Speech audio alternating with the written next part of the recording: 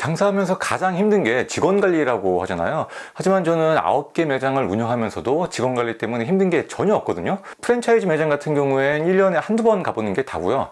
제 개인 브랜드 매장들은 한 달에 한 번 정도 가보는 게 다입니다. 그런데 매장 퀄리티나 매출이 유지가 되니까 직원 관리가 힘들 게 없죠. 이렇게 사장이 없어도 매장이 잘 돌아가게 하기 위해서는 사장이 절대 하면 안 되는 행동들이 있습니다. 그런데 대부분 이걸 모르고 오토 운영을 한다고 하니까 직원 관리가 안 되죠. 만약 여러분의 목표가 매장 하나에서 머무는 게 아니라 사업으로 발전시키고 경제적 자유를 얻는 것이 목표라면요, 절대 이런 사장이 되어서는 안 됩니다. 첫 번째, 알려주지 않는 사장입니다. 얼마 전에 카페에서 일하는 직원분이 창업을 하고 싶다고 해서 상담을 해드린 적이 있어요. 제가 그 카페의 월세가 얼마인지 매출과 수익은 얼마인지 물어봤거든요. 그런데 하나도 모른다는 거예요. 그분도 사장님에게 몇 번 물어보긴 했는데 네가 그걸 알아서 뭐 하려고 그러면서 면박을 주더라는 겁니다. 저는 이런 사장님을 정말 이해 못하겠더라고요. 왜 안 가르쳐 줄까요? 직원이 많이 알면 그만두고 창업한다고 할까봐 그럴까요? 저희 가게에서는 직원이 입사한 첫날부터 모든 걸 다 알려줍니다. 레시피도 다 알려줘요. 뭐가 됐든지 간에 직원이 배우고 싶어 하면 너무 기특하지 않나요? 그게 설사 직원 본인의 창업을 위한 공부일지라도 기특한 일이라고 저는 생각합니다. 그런 직원들이 또 열심히 해요. 사실 레시피라는 건 되게 소중한 영업기밀일 수도 있으니까 그것까지 무조건 다 알려주는 게 맞다고 할 수는 없겠지만요, 저는 레시피든 제 사업기술이든 그냥 싹 다 알려줍니다. 지금까지 그렇게 해왔지만 아무런 문제도 없었고요. 오히려 사업기술을 배우고 싶어하는 직원들이 오랜 시간 근속하면서 열심히 일하고 또 열심히 배워서 나가기도 합니다. 그렇게 책임을 다하고 나간 직원들이 창업할 때는 제가 또 열심히 도와주기도 하고요. 그렇게 배워서 나간 직원들이 잘 돼야 또 다른 직원들도 동기부여를 받아서 더 열심히 합니다. 그러니까 직원들이 원한다면 사장님의 모든 노하우를 성심성의껏 다 전수해 주시고요.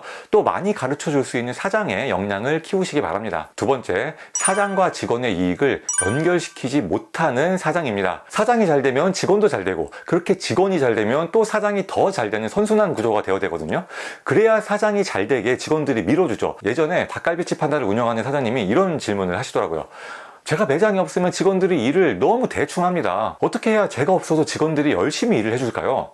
그래서 제가 그 사장님이 매장에 없을 때는 뭘 하고 계시는지 여쭤봤어요. 그랬더니 집에서 육아를 하고 계신다고 하더라고요. 제가 뭐라고 했겠습니까? 일을 가장 대충 하고 있는 건 사장님 같은데요. 사장님 같으면 사장님 밑에서 열심히 일하고 싶겠습니까? 라고 했습니다. 이 사장님 같은 경우에는 직원들이 열심히 일했을 때 충분한 육아 시간이라는 이익을 얻을 수 있잖아요. 그런데 반대로 사장님이 육아를 열심히 해서 직원들이 얻을 수 있는 이익은 전혀 없어요. 상호 간의 이익이 연결이 안 됩니다. 그러니까 직원들이 열심히 일할 리가 없죠. 그래서 저 같은 경우에는 사업을 성공적으로 확장했을 때 관리자급에게는 최대한 많은 보너스를 주고 있고요. 일반 직원들에게는 승진이나 급여 인상의 기회가 주어집니다. 제 사업의 확장과 직원들의 이익이 연결된 거죠. 그러니까 직원들이 제가 안정적으로 사업을 확장할 수 있게 책임을 다해주는 거고요. 저는 또 고마우니까 더 열심히 파이를 키워서 직원들에게 더 크고 더 맛있는 파이를 나눠줄 수 있도록 제가 노력을 하는 거죠. 이렇게 사장과 직원의 이익이 연결돼야 매장이 안정적으로 운영될 수 있습니다. 세 번째, 사업을 방치하는 사장입니다. 매장을 오토 운영하면서 자기는 편하게 여가를 즐기겠다는 사장님들이 의외로 많은데요. 이러면 오토 운영이 안 됩니다. 매장을 오토 운영하면서 경제적 자유를 누린다는 의미를 잘못 해석한 거죠. 경제적 자유라는 게 직원들에게 다 맡기고 놀러 다니는 게 자유가 아닙니다. 그건 무책임이죠. 제가 경제적 자유를 누린다고 해서 놀고 있는 건 아니거든요.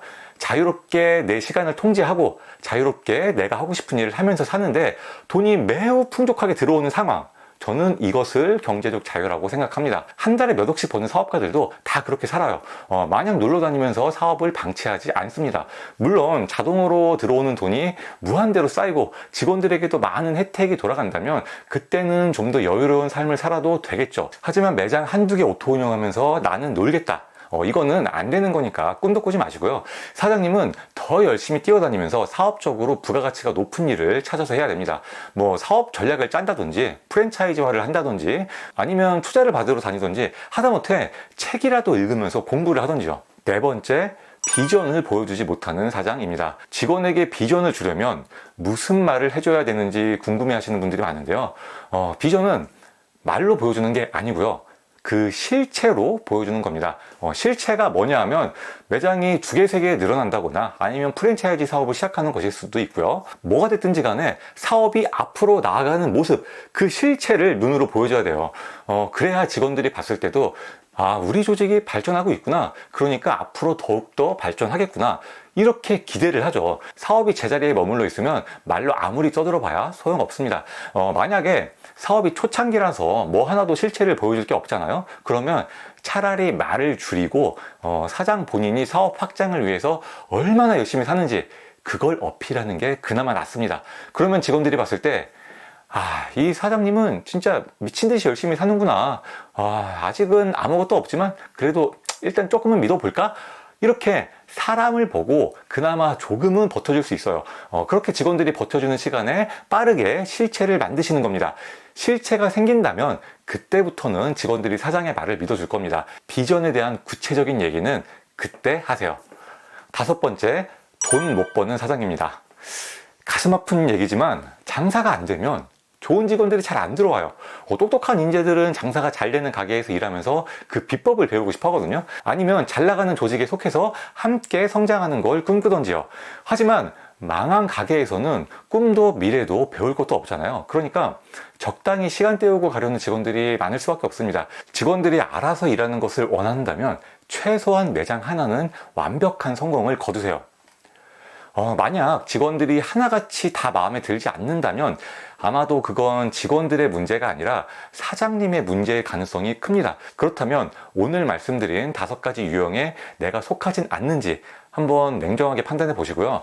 여러분이 5가지 중에 하나도 해당되지 않는다면 직원 관리는 더 이상 걱정할 필요가 없습니다. 그 상태에서 사업 확장에만 주력하세요. 그럼 시간이 흐를수록 자연스럽게 좋은 직원들이 주변에 넘쳐나게 될 겁니다.